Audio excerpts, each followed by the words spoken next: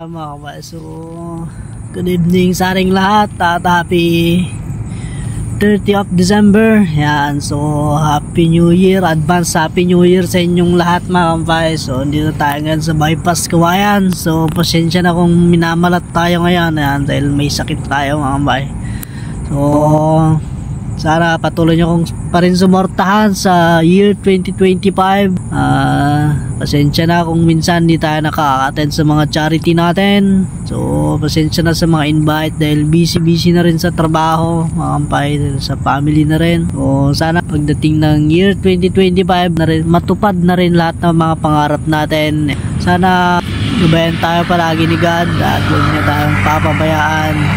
Sana bigyan na tayo ng magandang blessing sa 2025 mga kampay. So shoutout nga pala sa inyong lahat ng mga solid supporters natin na taga-Kawayan. Yan, sa lahat ng mga sumusuporta sa akin.